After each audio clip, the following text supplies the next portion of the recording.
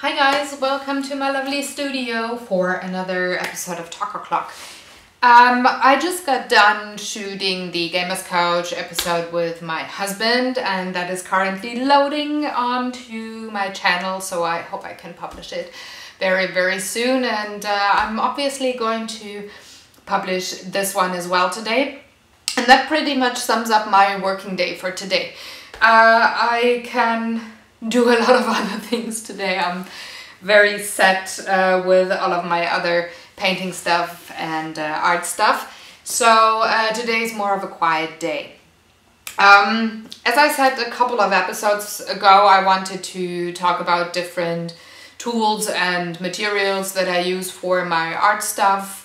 How I use each separately and how I put them together, or why I put several things together for the mixed media stuff. So I thought I would start off with acrylic, since this is the medium that I use for the longest time consistently. I did not start artwork with acrylics, but I definitely produced most of it with it. And it's one of my favorite mediums so far. When you go into acrylic painting, there's a couple of things that you might like or dislike or try to figure out in the beginning. So let's say you got the perfect canvas for you and you have a couple of brushes that you really like and can work with. Now it goes with the colors. When you go into a crafting store or maybe just online, there's a huge amount of brands that you can go for when it comes to acrylic painting. And when you do that for the first time, not really being, well, I don't want to say educated, but you don't know the tips and tricks, you are overwhelmed, that's for sure. So most people look more for the money versus milliliters that you get, and go for the cheaper ones in the beginning just because they want to try out the medium at all. And I definitely recommend that. Go for a student or hobby set of colors first, just because you got to get a feel for the medium first. If you are an experienced painter, let's say with pastels or watercolors, for example, you know how pigments behave and what you want to achieve, and you maybe can go for the higher quality but very expensive colors as well, like quite early on. But again, I would say try the smaller sizes of containers first, just to get a feel if you like something and if it works out for you. So what I tried first were 3 different kinds of colors. So the first one was student, like school student acrylics. These are 12 milliliters and they are of no particular brand. And I just tried those out, liking them quite a bit, but well, you can't really paint the larger canvases with those, can you? So these 3 are only left of a set of 12. And meanwhile, after years and years, I still have those 3 colors left, and I'm currently in the state of using up all of my old supplies before I buy any of the new high quality colors.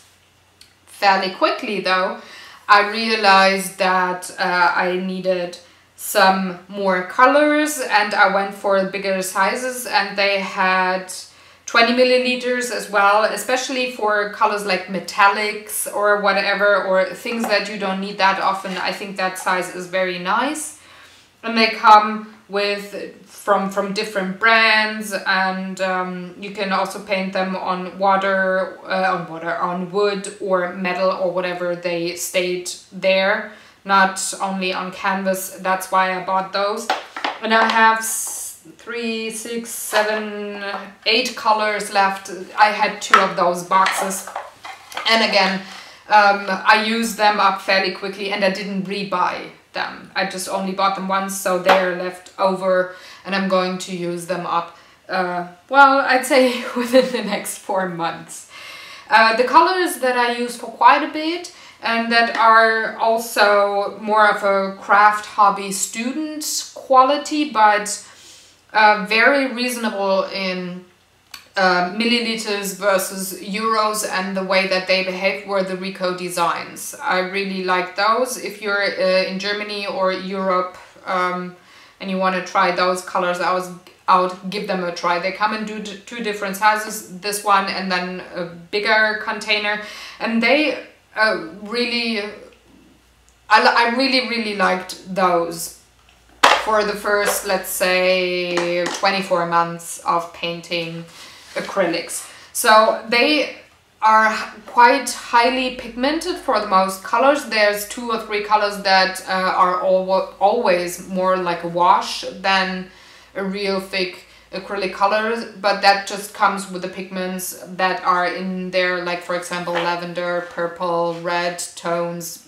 The pigments just behave differently, so it's very difficult to find certain red or purple tones, if you don't mix them yourself, that are not like a wash but like a thick acrylic color. And I really like those. I'm also using those up right now because I'm moving to other brands that are high quality and very expensive. And I'm gonna tell you in a second why I go for certain brands there. The one that I used next was Amsterdam, and I only have this zinc white left and a couple of metallics. Those are more of a washy look, all of their colors pretty much, and you can use them nicely on mixed media stuff or art journal pages where you don't only go for acrylics but usually add something else like pattern paper or maybe washi tapes or inks or whatnot. So for these kind of projects, I think the Amsterdams are fairly nice. Other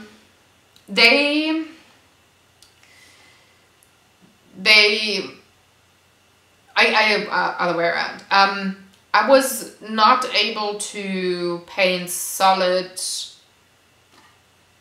parts of a painting with only those. Like for background paintings, I never use the Amsterdams. Just for the details on top, like 3rd or 4th layer of an acrylic painting, I use those, and they did their job for what I wanted to accomplish there.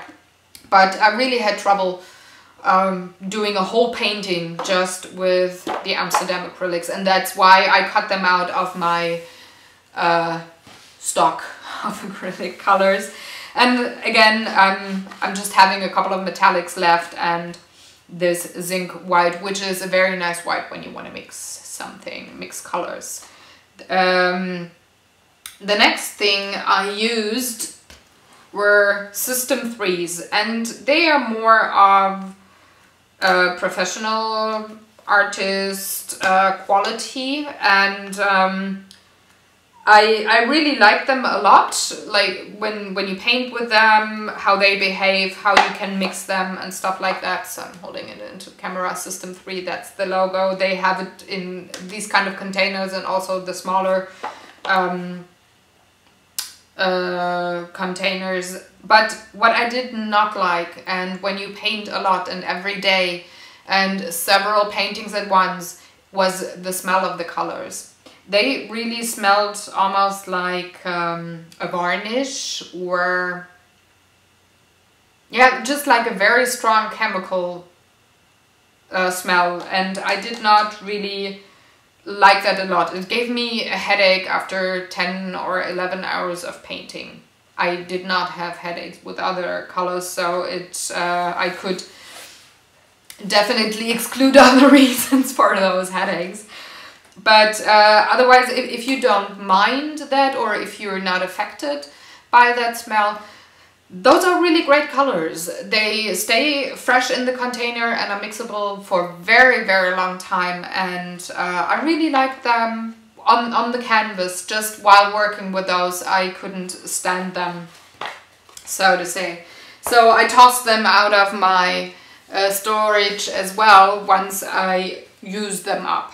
So another color or another brand that I used was Reeves. I tried them out, and I liked them okay, because they, well, they don't stay as well in the containers for a long time as any other colors that I've used. So I have this one here for maybe 5 years, and I can't squeeze the color out of the container anymore. I have to grab it with my palette knife and then put it onto a palette and mix it with other colors. This gets quite lumpy after a while, and I don't know if I just I only had red ochres and burnt sienna. I already used up the burnt sienna. I only had those two containers of Reeves, and I don't know if it is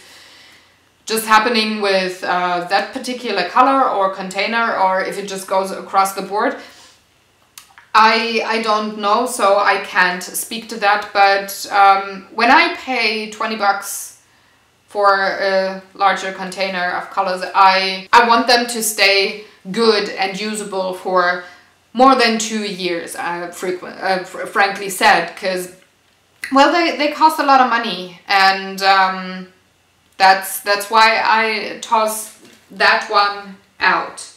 However, if you go for the smaller containers, or if they are perfect for whatever you want to do, or if you use them up so quickly that they can't get lumpy, I really like the pigmentation of them. I really liked how they behaved on the brush and on the canvas, and also wood and other stuff. What I liked about the Reeves, you could go with one swoosh of your brush strokes, like one layer, and it was opaque. So for crafting stuff or backgrounds, it was a great color. I really, really liked it, but it's in the use up pile. The next thing, that's actually one of my these are the colors that I like the most and that I use. They are like my major color, my major brand, and that is Schminke. I do have them in these small containers here that are 60 milliliters, and I have them in the bigger ones that are 250, and black and white I also have in the, I think it's 500 or 750 milliliters. And I use them quite a bit. However, I'm currently on the track of limiting my color palette and going more into mixing the colors on my own, since I'm experienced enough how to put colors together to get a certain tone on my canvas. So I'm using up a lot of colors currently to limit my palette to black, white, Van Dyke brown, and light ochre, and then the primary red, blue, and yellow. So cadmium yellow, cadmium red, and coralline blue, and Prussian blue. These are the colors that I will always have in large containers in my stock once I've used up all of the other colors that I have. And I'm going to insert the picture of my color cabinet of only those colors right about now, so that you can see how much I have to use up. So what I really like about those is they are very highly pigmented, and the oils do not separate from the colored pigment paste after you didn't use that color for maybe 3 or 4 years. They still are very, very smooth and ready to use on the go. So I like that a lot. Also, the smell is pretty much not there. they don't smell bad. So I don't get headaches of those colors. Again, with purples or reds, as you have it with any color, some of them are more like a wash or not as opaque on the first go, so you might have to have 2 layers, but it's not as obvious with these kind of colors for me than with other brands, so that was also why I really like those. So the next couple of days when I go for acrylics, pretty much after I'm back from my vacation next week and probably the week after, because then there's a gaming trade show. So I don't know if I can make a lot of vlogs of the taco clock. I try, but I can't promise. Once I'm back to normal, I will go through that acrylic cabinet and go for certain color tones, go through all the greens and the reds and the purples and the blues and the yellows, and go for more a deep dive, talking about what I liked about those colors, what I used them for, how they behave and stuff like that. So this was just a very, very rough overview of the product line that is acrylic colors. So maybe you are at that stage already where you say, well, I know what my favorite brand is, or I'm looking at a brand and it's quite expensive, so I'm not sure if I want to try it out. Maybe it's even schminke, I don't know. That maybe you're looking at that. So I hope I can help you finding out or figuring out which brand is the best for you there, and what kinds of things I do paint, or what I use certain acrylic colors for. So that is going to be the topic in a couple of upcoming vlogs. Like I said, I'm going to try to do that the week after next, but I'm not sure if I can manage, so I hope you can be patient with me. If you have any questions coming for upcoming acrylics, or for acrylics in general, just throw them my way. I will incorporate those into the videos and talk about what you might have asked, or just given me as a thought, or some hint or some experiences that you might have had. Throw them my way. I will try to incorporate them into the video if that is doable, which I'm very sure it is. So I hope you enjoyed this particular vlog today, and I'm going now to edit this lovely video. I'm going to upload it, and then I'm enjoying my Sunday night. I hope you do that as well, whatever you're doing. Maybe you're painting something or crafting something. Go ahead, go create. Have a lovely, lovely time. I'm going to see you tomorrow night with a new vlog, and I hope you enjoy the rest of the day. Goodbye.